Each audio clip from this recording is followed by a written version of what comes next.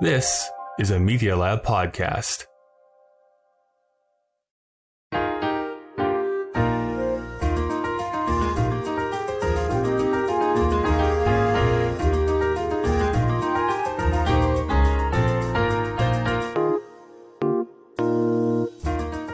Welcome to Putting It Together, the podcast that goes through the entire body of work of Stephen Sondheim, show by show and song by song. My name is Kyle Marshall, your self-described Sondheim expert.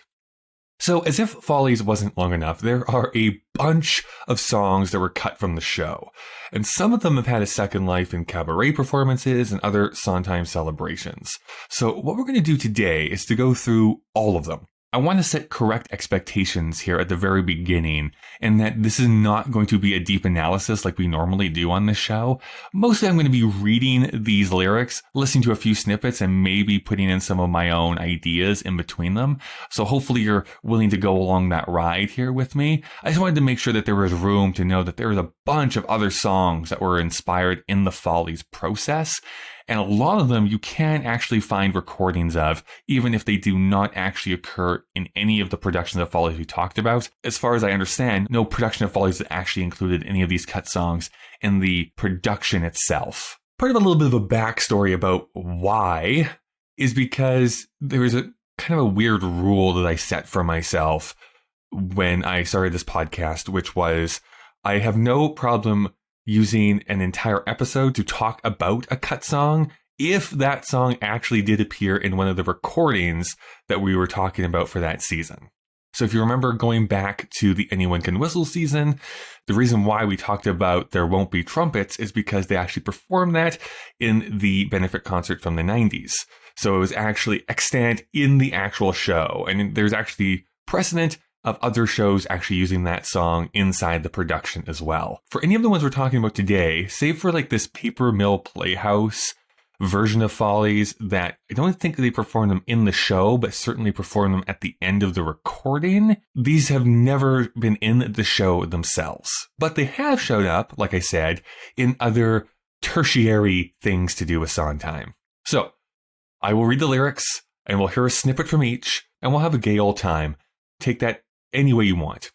Also, before going on, I need to tell you, I have a mouse in my house and I am freaking petrified. A little bit about me. I don't know why, but I have an irrational fear basically of most rodents. And I am basically sequestering myself in my office right now. And I'm going to close my eyes and like run to my room after I'm done this recording.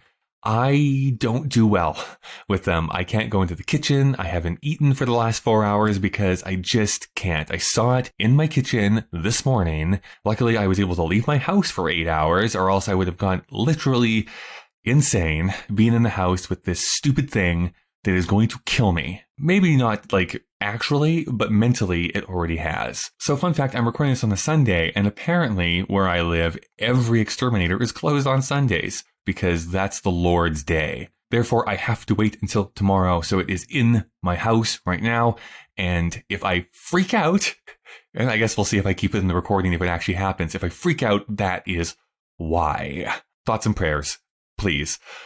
So if you'd like to help out the show and help me, combat the plague, you can support the show by a bunch of different ways. One of the greatest ways for free is to go to whatever podcast app that you're using, whether it's the Apple Podcast app or any of the other ones that are out there, and you can go and leave a review, a rating. It really does help the show to actually be kind of pushed into other people's feeds. If you are able to, this has been a weird year to launch a Patreon page, let me tell you. If you want to, you can help monetarily by going to the Patreon page. Like I just said, there is extra audio that gets posted there once in a while. I have forgotten to do a video here for the last 6 weeks, so I'll be working on that right after I'm done this recording. I do need to give a huge thanks to the God That's Good tier, the Holy Triumvirate, as I keep calling them, Jack, Todd, and Barry. If you want to see more information about that, patreon.com/puttingittogetherpodcast. So I'm going to be back in just a moment to talk about these cut songs. In the meantime, I'm going to go thank some sponsors. And then we'll return, if I haven't died from fright, we'll be jumping into all things bright and beautiful. Putting It Together is a proud member of the Alberta Podcast Network, locally grown, community supported. The Alberta Podcast Network promotes and supports Alberta-made podcasts and connects their audiences with Alberta-based businesses and organizations. This week we are sponsored by ATB, and I want to talk to you about the Built to Help Albertans campaign. Built to Help Albertans is ATB's campaign to answer questions commonly asked by Albertans in these tough times. You know, ATB opened up in 1938 to provide support to Albertans during hard times and has since supported Albertans through both the bad and the good. So even now, good advice is within your reach. Your financial situation today, tomorrow, or even this very hour is why ATB is here. ATB will listen and help with the knowledge and solutions you need right now. Why? Because ATB was built to help Albertans. For more information, you can visit atb.com. This episode of Putting It Together is brought to you by the Calgary Foundation. Whether it's funding anti-racism programs, addiction recovery, or food hampers for the hungry, for 65 years, the Calgary Foundation has proudly supported the charitable community to address some of Calgary's biggest challenges. Now, during this period of unprecedented urgent needs, Calgary Foundation renewed its commitment to building a healthy, vibrant, giving, caring, and resilient community. If you're a registered charity looking for a grant, a professional advisor creating a giving plan for your client, or a donor wanting to give back to community, discover a wealth of resources at calgaryfoundation.org and learn more about their work through Calgary Foundation's Facebook, Twitter, or Instagram.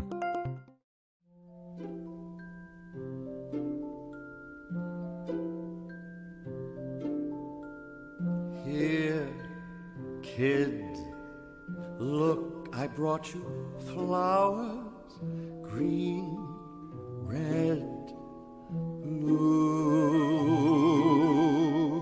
all things permanent and perfect for you. Welcome back. So there are a total of 10 songs that were cut from this show that are included in the book Finishing the Hat that Sondheim wrote about his work. And I want to go through the reasoning behind why some of these were actually cut. Most of the time, they were because a different song was written. Occasionally, it was just that it just didn't fit in the show anymore. However, the first reason is why the first song we're going to talk about was cut. It's Bring On the Girls. Bring on the girls, beautiful girls in all their splendor. Bring on the girls, beautiful girls who drive you wild. They'll give you a preview of rapture galore. They'll lure you. So we talked about this in the very first episode of our season, talking about Beautiful Girls, because Beautiful Girls is what this song eventually became. So let me just read you these lyrics. It's Roscoe who's supposed to come on stage and sing, "Bring on the girls, beautiful girls, in all their splendor, bring on the girls, beautiful girls, who drive you wild. They'll give you a preview of rapture galore, they'll lure you, then leave you, and still you'll beg for more. Bring on the girls, beautiful girls, the tender gender, beautiful girls, doing what girls can do. They'll fool you, deceive you, no matter how they grieve you. You must love those beautiful girls. Painters have tried with all of their skill to catch the grace of the feminine. Form and face poets have tried, but try as they will, they waste their time painting them in internal rhyme. Who can capture the charm sublime of nature's masterpieces? Here's to the girls, beautiful girls, who grace our portals. Cheers to the girls, beautiful girls, who fill our stage. Delicious, enticing, the creme de la creme. A cake full of icing cannot compare to them. Bring on the girls, beautiful girls, the true immortals, diamonds and pearls. Here are the girls for you. They're dillies, they're dollies, the fillies from the Follies, the world's most beautiful, beautiful girls, beautiful girls, beautiful girls, beautiful girls." So I think you can get this sense that this feels like a rough draft of what Beautiful Girls would eventually become. Sondheim even writes here, "When I played this song for Michael Bennett, the co-director and choreographer of the show, he insisted on my writing another because he said he wanted to start with a clean slate, a new song, rather than one that had been sitting around gathering dust. this is because they had been working on Follies for a few years before they actually went into production of it. Like Sondheim was writing Follies before Company even was a thing. So I think he took this and really made something, in my opinion, that's better. You heard a little bit of a snippet already. I want to throw to it again. I just want to let you know that all of the selections we're going to be listening to here today are from that Paper Mill Playhouse version of Follies that was done in the 90s. Beautiful, beautiful girls, beautiful girls, beautiful girls, beautiful girls.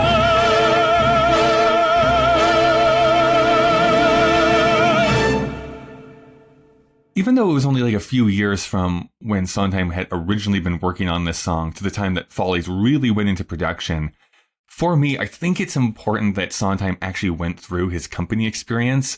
I think that really cemented his, I don't know, mastership. We've been talking so long on this show of like, we're building up to the Sondheim that we know that is Sondheim. And Company was like the capping off of that, which is like, yes, he is here. He's arrived. He's kind of developed his own sound, his own voice, his style. And this harkens back a little bit to his like Anyone Can Whistle, even like Do I Hear a Waltz days, where that's kind of the language that he's using. So I think we should give credit to Michael Bennett for having him rewrite this. The second song we're going to talk about is Cherie, which I have not been able to find actual recording of. So if someone has it, then by all means, you can send that my way. But this was originally going to be the song that eventually became Ah Paris. But when they cast Fifi d'Orsay, who was, in her 50s and had this like gorgeous French accent, they were like, we need to create something that's very specific to her instead of this song that they had originally written. But Cherie goes this way. And again, there will be no song for this. Hello, Doughboy. Welcome back from Berlin. Today, Doughboy, no boy, kiss me once since you've been away. Now that the war is won from the awful Hun, put away your gun, we can have some fun, and oh boy, now at last we begin. Allons enfant, we go America, and you will take me there to say yes? Cherie, pin your medal on me, don't sail over the sea, don't go back to the USA without me, hey, Cherie, say you haven't forgot, say you love me a lot. I'm the girl from the Rue Georges V. Remember, Yank? The mist and the moon and the little cafe. Remember now, mon chéri, we kissed, but too soon. You were marching away, I made a vow to wait, and you said, great. Cherie, now the war is fini. Hail the land of the free. Pin your medal on, take me back to Oregon. Pin your medal on, by the way, my name's Yvonne. Pin the medal on me. Which would have been a fun little song to include in that triplet of tunes that happen like Rain on the Roof, Ah Paris, and Broadway Baby. This is going to just be a recurring thing. I'm just going to say it. I like all of the new additions rather than the ones that were cut. And hopefully I did not butcher the French language. I only know it passingly, having lived in Canada and having French on basically all of our packaging. And actually our version of Sesame Street has huge sections of just French only. So that is basically the level of the French that I have. So then we get to Can That Boy Foxtrot? I know this grocery clerk, unprepossessing. Some think the boy's a jerk. They have my blessing. But when he starts to move, he aims to please, which only goes to prove that sometimes in a clerk you find a Hercules. He hasn't much that's plus.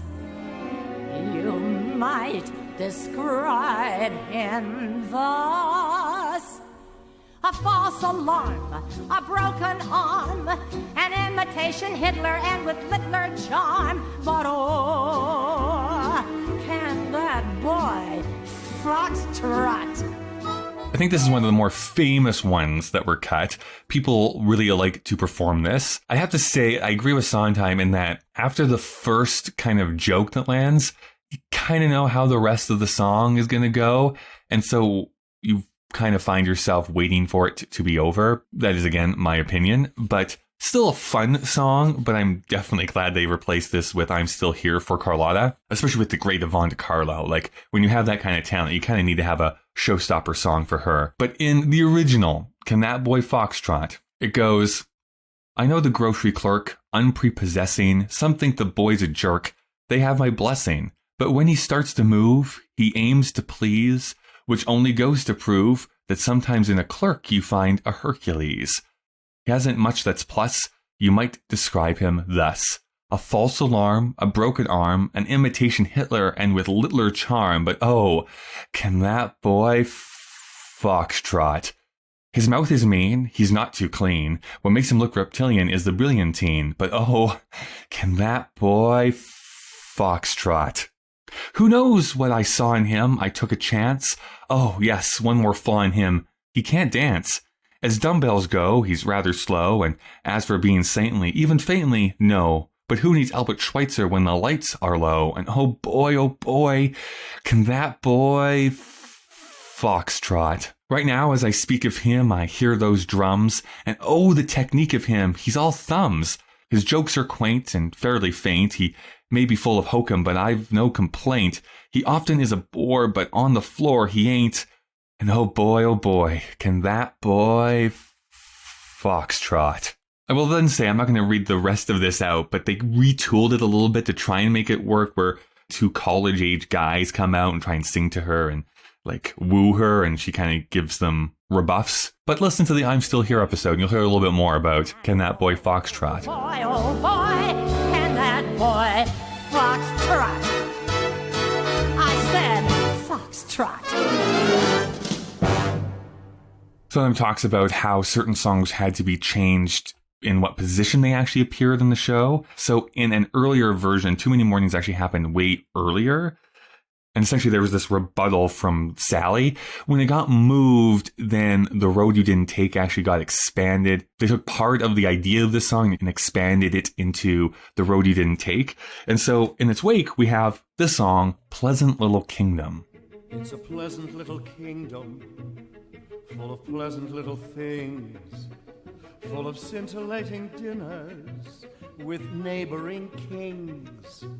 There's a castle in the country for weekends of rest, and we entertain at parties in the little time remaining, and we're entertained by others, and it's very entertaining. An efficient little kingdom, the dominion of the queen, where at any given moment the ashtrays are clean.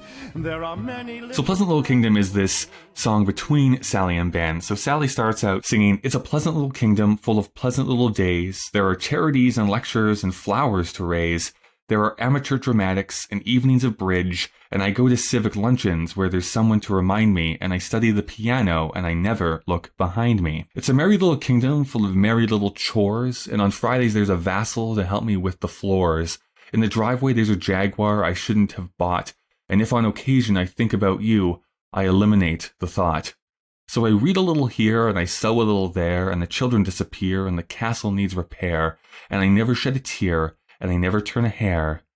And Ben...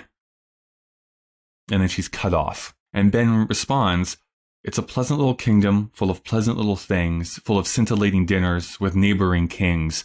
There's a castle in the country for weekends of rest, and we entertain at parties in the little time remaining, and we're entertained by others, and it's very entertaining. An efficient little kingdom, the dominion of the queen, where at any given moment the ashtrays are clean. There are many little battles which never are fought, and if on occasion I think about you, it's a pleasant little thought. So I write another book, and I head another drive, and we take a trip we took, and the dinner guests arrive. And unless you really look, you would think we were alive, and God help me, Sally, I've loved you all my life. So I read a little here, and I sew a little there, and the children disappear, and the castle needs repair, and I never shed a tear, and I never turn a hair, and then... God help me, Sally, I've loved you all my life.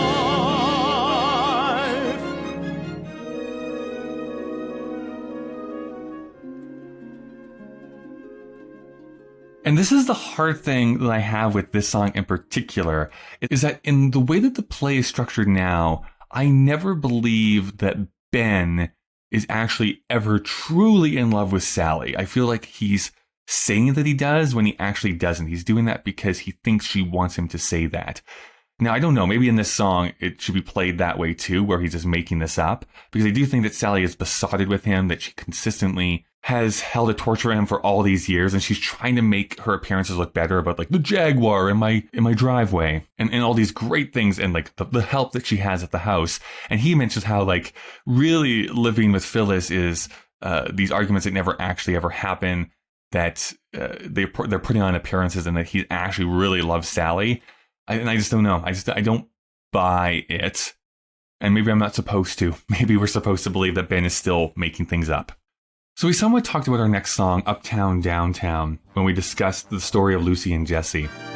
Now this is the tale of a dame known as Harriet, who climbed to the top of the heap from the bottom.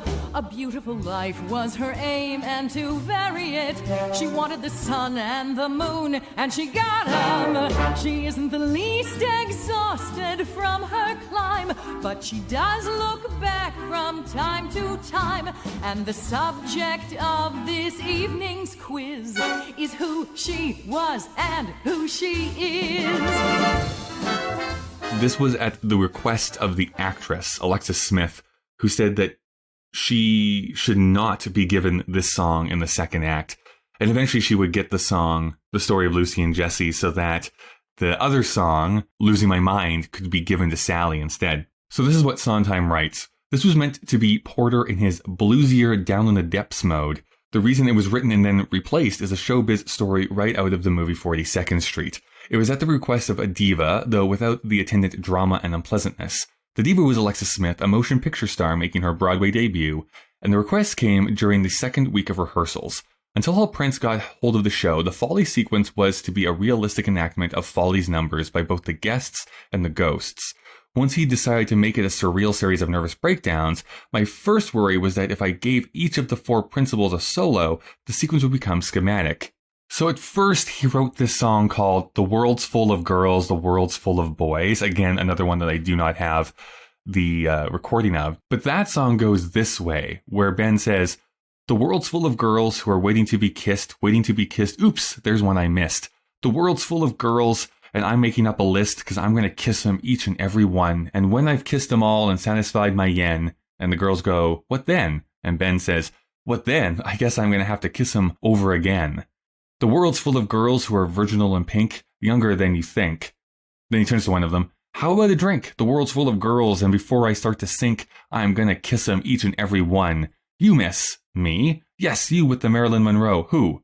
Hairdo. Who the fuck is Marilyn Monroe? Yes, well then. You, shall we blow the joint and go out twisting? Go, what? I see your point. Well, you then, pretty maiden, shall we sit and have a chat?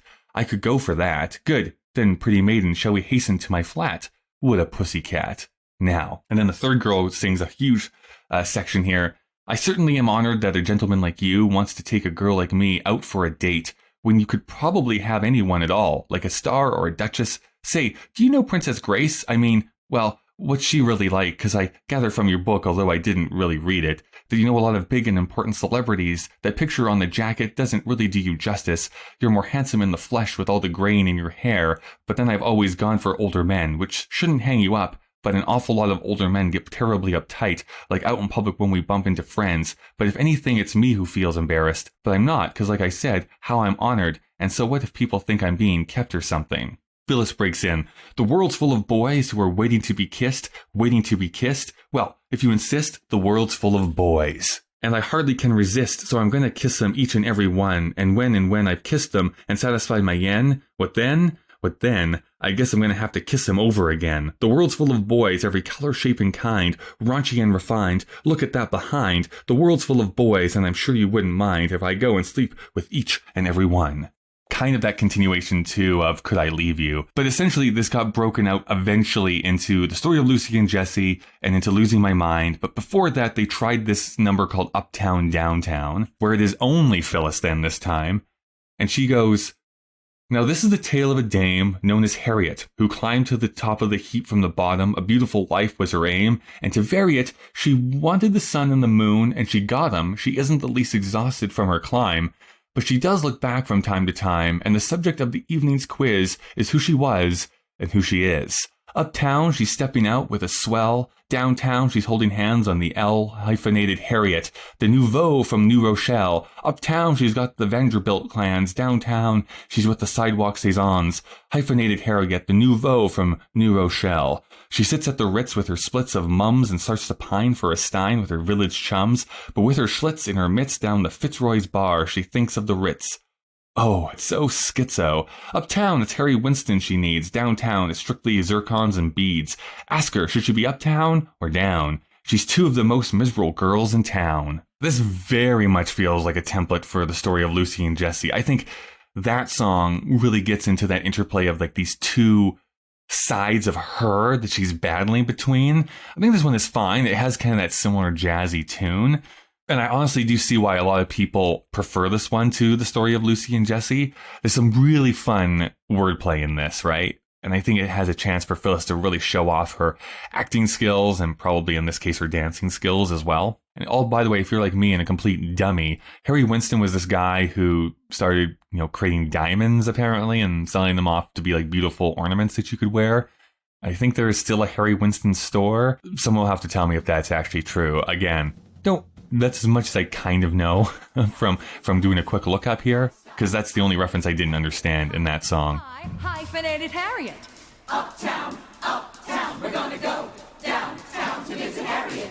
Low life, low down, low brow, go down, down, down, down to visit Harriet. Down.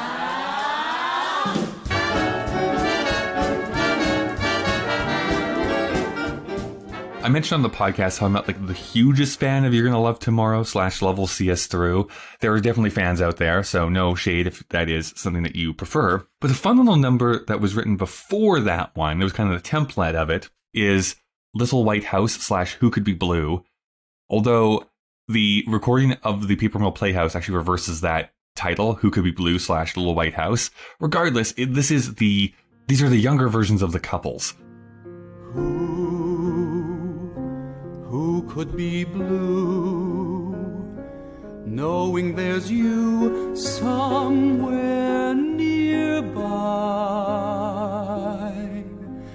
When anyone feels your glow, their low has to get high, so how could I allow anyone now? So it starts off, young Sally, we'll have a little white house with a little white fence made of pickets. And young Buddy, a house on a hill where, if nature consents, we'll have crickets. Young Sally, at the end of the day, he'll come home to his favorite easy chair. Young Buddy, my favorite pipe and my favorite type of girl are there. And they come together and say, we'll have a little pink boy, then a little pink girl, then another a little snub nose, and a little spit curl. Like her mother, we'll stay home nights with the nippers, and with your pipe, the dog with my slippers, in our ever bright little white house. Then young Ben comes on and says, sweetheart, I've been a way of light. You seem a trifle gloomy. Why are you in a downcast state? Do tell your troubles to me. Here, kid, look, I brought you flowers for your room. Dear kid, brighten up your hours, watch them bloom. And young Phyllis says, sweetheart, I thank you for the gift. You're all I need, though, for a lift. I'm glad to say you misconstrue me. Who could be blue, knowing there's you somewhere nearby? When anyone feels your glow, their low has to get high. And they both come together to sing, so how could I allow anything now to dim my eye with you? As long as there's you with me, the only thing blue is the sky. And then finally, young Sally says, at the end of the day, you'll stop off at your favorite bar and grill, then come home to a spouse in a little white house on another hill. And Buddy says, we'll have a little fat boy with a little weak face, then another a little tin god with a little old case on his mother. Now, the really interesting thing, and we'll get to this far in the future, but the tune to this song is actually reused in his score to Stavisky, which was a movie that came out in the 70s. Again, we are going to be talking about that far in the future, but keep that under your hat for now.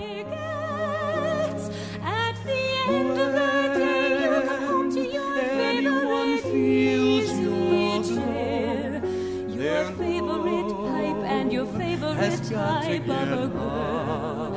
Or there we'll have a little pink boy, then a little pink girl, then another. Anything a now little snub nose and a little spit curl like a mother. We'll stay nights without me, long as there's you with your pipe, the dog with your slippers. The only thing is the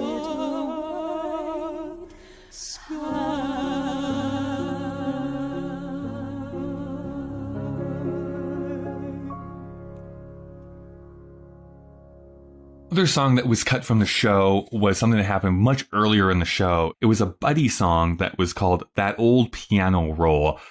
And to be perfectly honest, like, it does sound straight out of like a vaudeville tune, or gosh, I don't know. It's very reminiscent of like old timey music from, I think, like what I consider to be like the 20s and 30s. Listen to that old piano roll play. When I hear that old piano roll play, I just gotta dance. And what I mean is dance with you. Doesn't matter what I'm doing or where. When that ragtime rhythm tickles the air, I go in a trance. The Buddies Blues is way better than this song, but That Old Piano Roll goes a little something like this. Listen to that old piano roll play. When I hear that old piano roll play, I just gotta dance. And what I mean is dance with you. Doesn't matter what I'm doing or where. When that ragtime rhythm tickles the air, I go in a trance. I only want to dance with you. Baby, baby, come on along, come on and dance, and maybe by the time you get a load of that super syncopated coda, you'll say, I think that old piano roll's nice. Then we'll play that old piano roll twice. Come on, take a chance, I only want to dance with you. There's a honky-tonk down the street, nothing more than a dive. They got something, though, can't be beat, something really alive. They got this player piano, it's nothing but a piano. Yabo, but what a piano. The only tune that it has is jazz. It's just a mini piano, a tiny tinny piano. But folks from every city down the ghetto adore the ad-lib allegretto. Just listen to that old piano roll play. I just hear that old piano all day. I just want to dance, and what I mean is dance with you. Makes no difference, sunny weather or rain. What that ragtime rhythm reaches my brain, I know in advance I'm going to want to dance with you. Baby, baby, kick out the blues, kick off your shoes, and maybe that sympathetic syncopational prove to be so inspirational. We won't let that old piano roll stop. We'll keep dropping nickels in till we drop. I don't want to romance. I only want to dance with I just wanna, I just gotta, I just gotta, I just wanna dance. Stop. We'll keep dropping nickels until we drop. I don't want romance.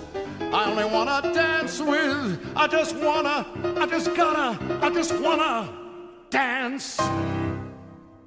There's another cut song from Sally that, again, I don't have a recording of, so I have no idea what the tune to this one is, but again, she's trying to like romance Ben a little bit in this tune.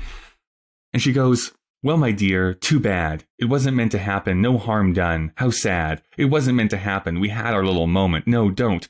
Don't worry for me. I worry for you, dear. I want you to be happy. Happy.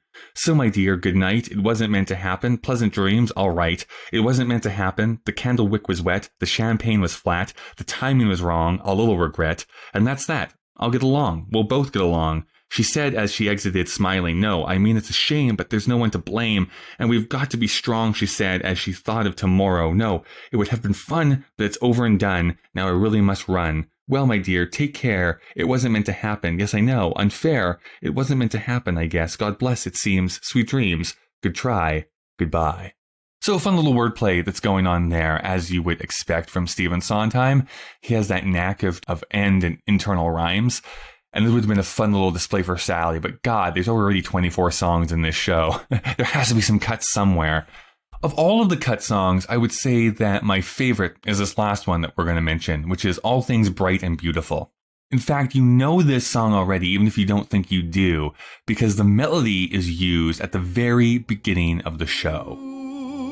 I mean all things bright and beautiful,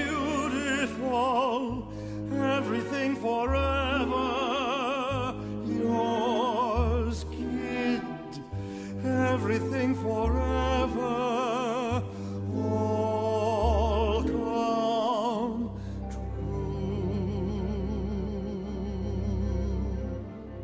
That melody is actually used throughout the whole production, and there's actually lyrics to it. And as Sondheim writes, like, this is one of the ones that he hated to have to cut, but it kind of needed to be in order to tighten up the actual plot of the show and the theme of the show.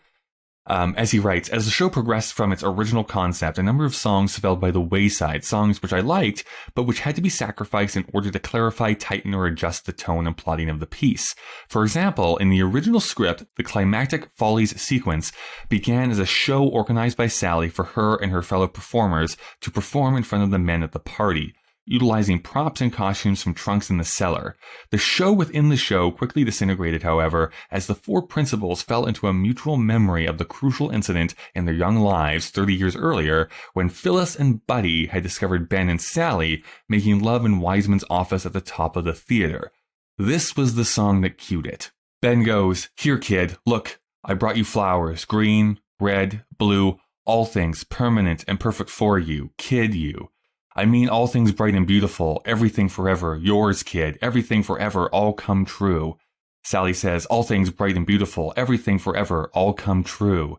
Ben goes, "Wait, kid, every minute flowers, night, noon, day, trust me, anything you want, you just say, kid, say. You'll have all things bright and beautiful, everything forever, ask me, everything forever, every day." And Sally says, "All things bright and beautiful. Ben, can we go to Paris?" And Ben goes, "Of course we can go to Paris." "Ben, can we go to London or Rio? You name it." Sally, "All things bright and beautiful. Ben, I get so excited I hardly can breathe. Let them laugh. Just don't leave me. I'm all right. Just don't leave me again."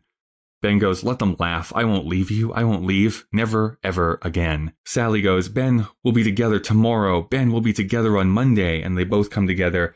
"And we'll be together tomorrow and Monday and April and Christmas. And look, love, everything is flowers. Red, white, pink, green, blue. Soon, love, everywhere I look will be you. Love, you. And that's all things bright and beautiful. Everything forever, ours, kid. Everything we never did will do. And we'll be together tomorrow. And we'll be together on Monday. And we'll be together in April and Christmas and next year and always." Just don't leave me again. Let them laugh. And we'll be together I won't leave you. I won't leave. And we'll be together Never, on ever again. You'll be mine. Mine tomorrow and Monday and April and Christmas and love. Everything is flowers, red, pink, blue. Soon, love, everywhere I look will be you. Love you. And that's all things bright and beautiful. Everything forever, ours, kid. Everything we never did will do. And we'll be together tomorrow.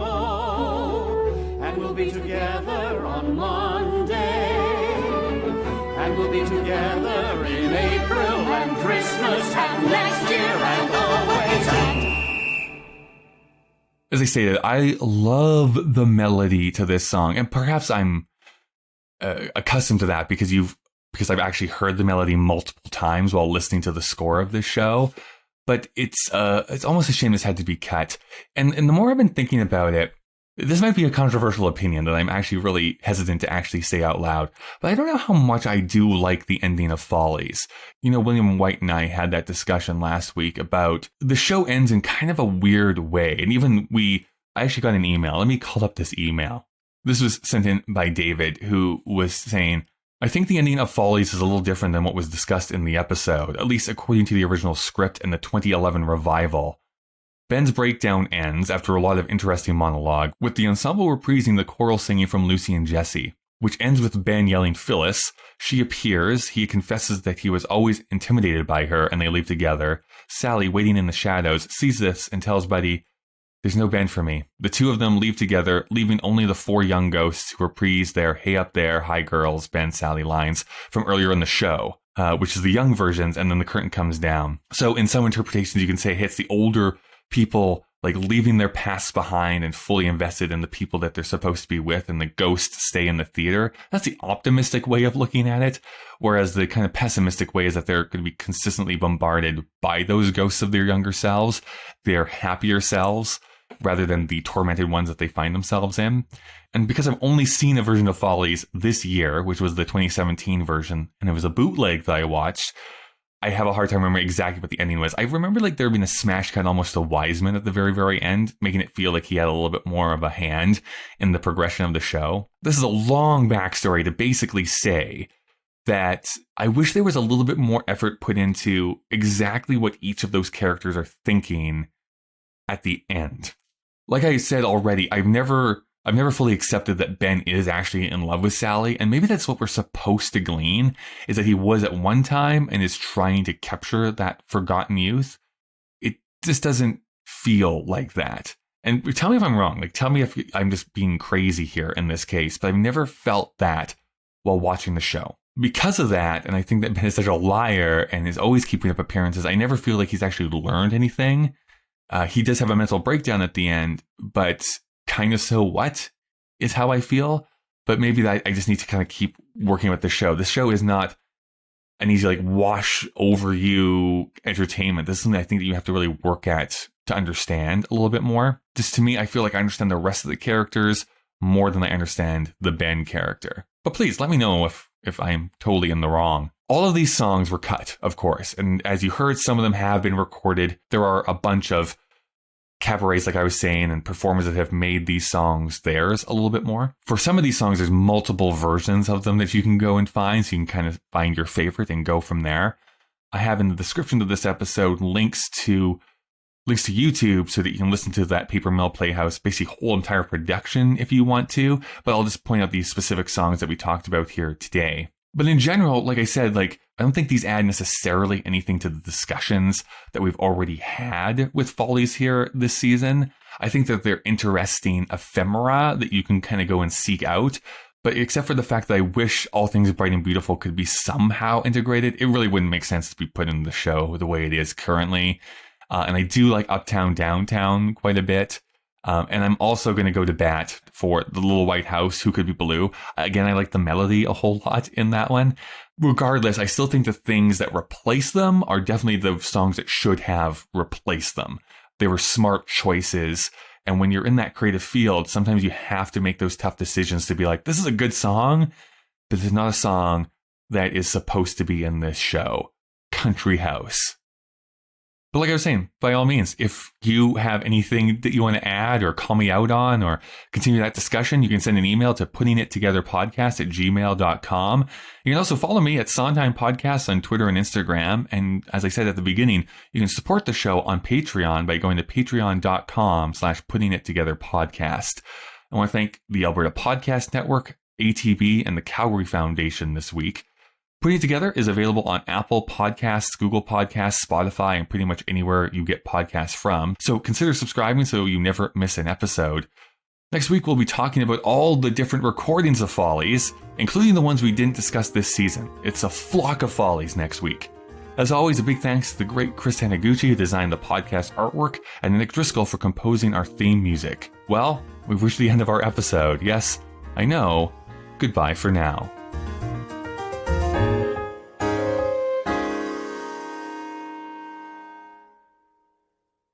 There are songs that I like to sing that I love for people to hear, like Children Will Listen. It's a thought that is lovely to let people remind people. There are things to be reminded of.